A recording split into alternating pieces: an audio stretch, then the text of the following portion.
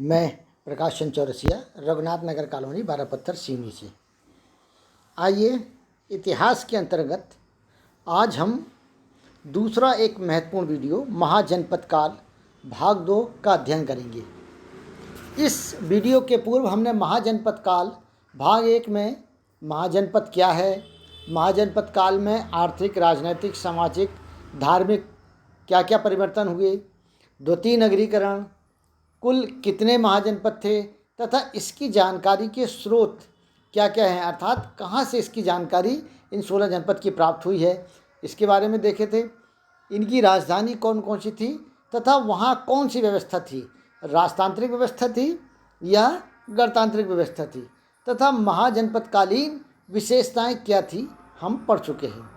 आज हम इस वीडियो में महाजनपद काल भाग 2 में 16 महाजनपद की राजधानी, वर्तमान शहर या जिला जहां ये महाजनपद थे तथा इनके संबंध में परीक्षा उपयोगी 16 महाजनपद की पृथक पृथक जानकारी का अध्ययन करेंगे। आइए हम देखें क्या है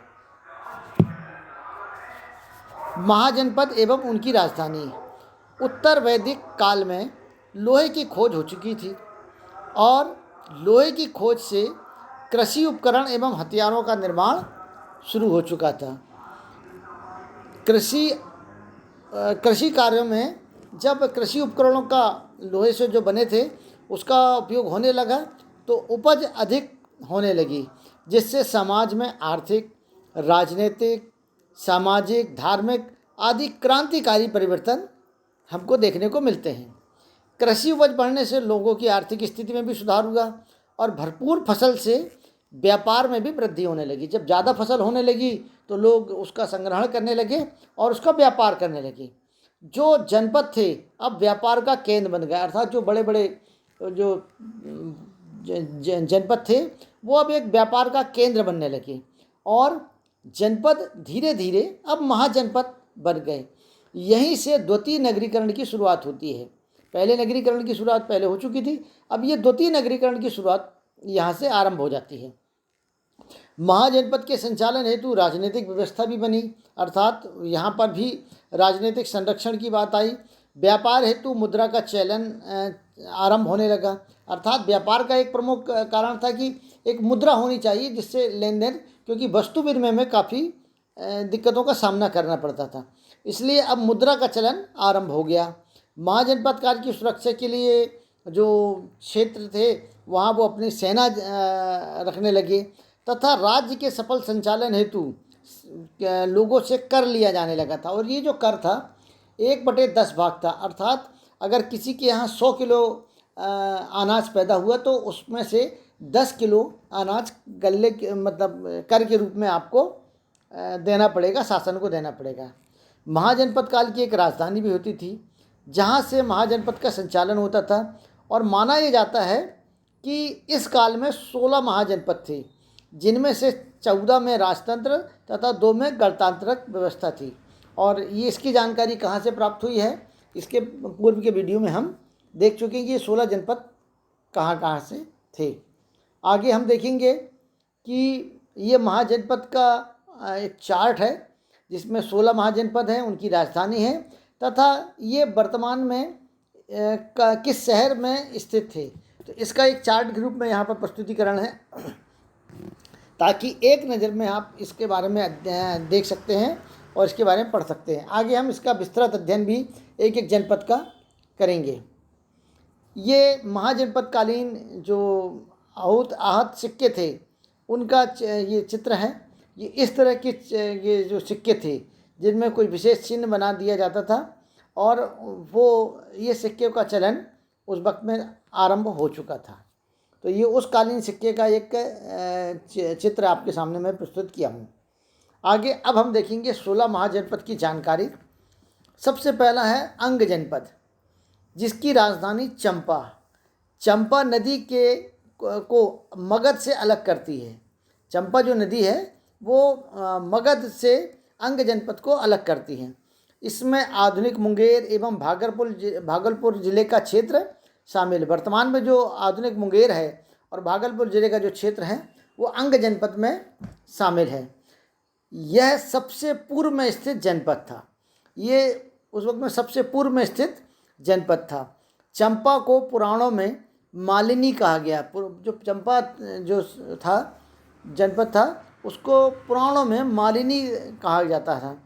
यहाँ का शासक दधिवाहन महावीर स्वामी का अनन्य भक्त था। तो ये अंग जनपद के संबंध में संक्षिप्त जानकारी। दूसरा देखिए हम मगध जनपद। राजधानी पाटलिपुत्र। मगध जनपद की जो राजधानी थी वो पाटलिपुत्र थी। इसमें आधुनिक पटना एवं गया जिले का क्षेत्र शामिल है। यह अंग एवं वत्स राज्यों के मध्य स्थित जनपद था। मगध एक शक्तिशाली जनपद था। 16 जनपद में ये माना जाता है कि मगध एक अत्यंत शक्तिशाली जनपद था, अर्थात इसकी राजनीतिक और आर्थिक पकड़ काफ़ी मजबूत थी। तीसरा है काशी जनपद, जिसकी राजधानी वाराणसी। इसमें वाराणसी एवं आसपास के क्षेत्र शामिल थे। यह वरुणा एवं असली नदी के मध्य स्थित है। इसका प्रमुख शासक ब्रह्मदत्त था। अगला देखिए हम कौशल जनपद।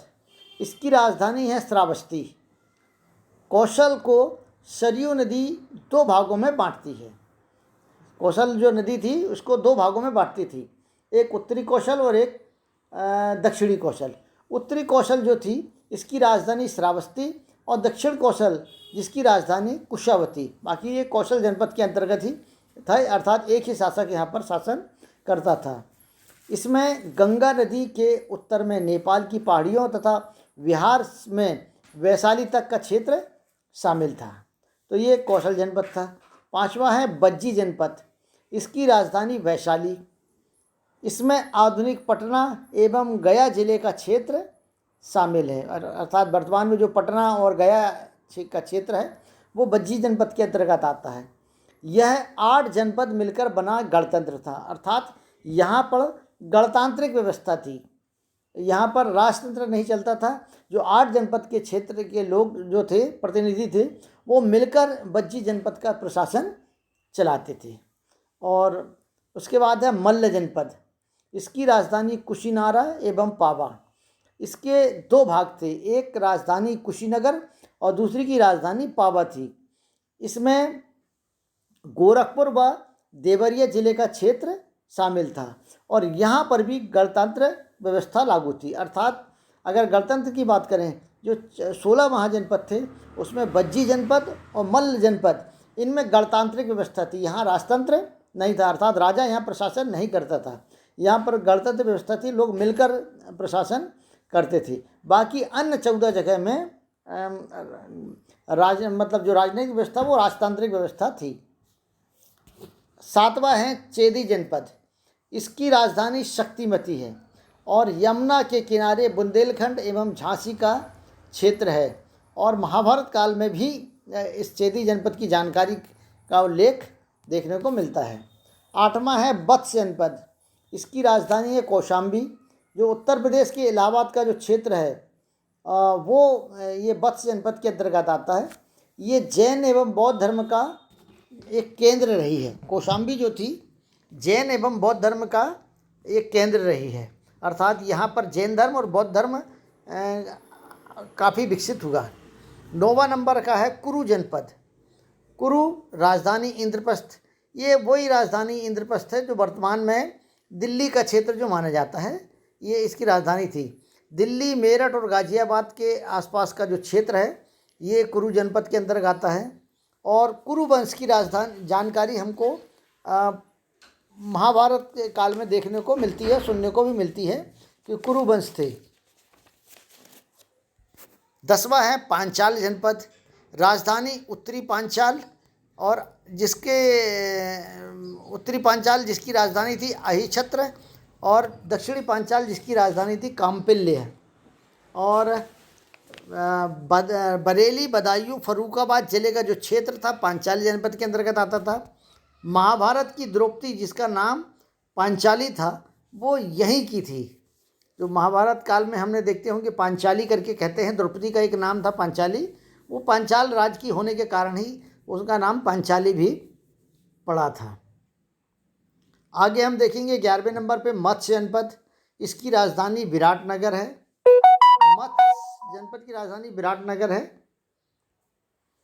राजस्थान के जयपुर, भरतपुर एवं अलवर का जो क्षेत्र है वो मत्स्य जनपद के अंतर्गत आता है। पांडवों ने महाभारत काल में आप एक वर्ष जो पांडवों को अज्ञातवास का था, तो पांडवों ने अज्ञातवास का एक वर्ष विराटनगर में ही व्यतीत किया था। ऐसा माना जाता है कि विराटनगर में ही पांडवों ने अपना एक वर्ष व्यतीत किया था। महाभारत का में इसका मत्स्य जनपद का उल्लेख हमको मिलता है। 12वें नंबर पे है सूरसेन जनपद, राजधानी मथुरा। उत्तर प्रदेश के मथुरा, वृंदावन और आसपास का जो क्षेत्र है सूरसेन जनपद के अंतर्गत आता है। यहाँ का शासक अवंतीपुत्र महात्मा बुद्ध का अनुयायी था, अर्थात महात्मा बुद्ध को मानने वाला था अवंतीपुत्र करके। 13वें नंबर का अशमक जनपद, राजधानी पोतन या पैठन। दक्षिण में गोदावरी नदी के तट पर दोनों ओर फैला क्षेत्र अशमक जनपद के अंतर्गत आता है।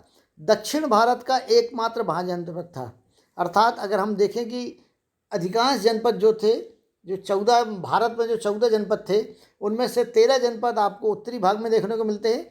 एकमात्र अशमक जनपद जो है वो दक्षिण भाग में देखने को मिलता है और इसका प्रमुख शासक प्रबल अरुण माना जाता है। आगे हम देखेंगे 14वें नंबर पे अवंती जनपद। प्राचीन काल अवंती जनपद के दो भाग थे। उत्तरी अवंती जिसकी राजधानी उज्जैनी, यह वर्तमान में जो उज्जैन है, और दूसरा है दक्षिणी जनपद, दक्षिणी अवंती, इसकी राजधानी महिष्मती। महिष्मती का जिक्र अभी एक पिक्चर जो बनी थी उसमें भी बाहुबली करके, उसमें भी महिष्मती का जिक्र देखने को मिलता है। आधुनिक मालवा, उज्जैन एवं नर्मदा घाटी का कुछ भाग मिलकर अवंती जनपद का निर्माण करते हैं। यहाँ का प्रमुख शासक चंद्रप्रद्योत था, जो बिंबिसार का मित्र भी था। 15 नंबर का देखिए हम गांधार जनपद, राजधानी तक्षशिला। पेशावर एवं रावलपिंडी जो पाकिस्तान का क्षेत्र है ये वहाँ पर था, वहाँ का है। प्राचीन समय में विद्या एवं व्यापार का केंद्र ये रहा है। तो तक्षशिला जो है जो मतलब ये विद्या एवं व्यापार का प्रमुख केंद्र भी रहा है। तक्षशिला में लोग बहुत अध्ययन करने जाते थे और विद्या का एक बहुत बड़ा केंद्र था। महाभारत काल की गांधारी यहीं की थी और गांधार राज्य की होने के कारण उसको गांधारी कहा गया था।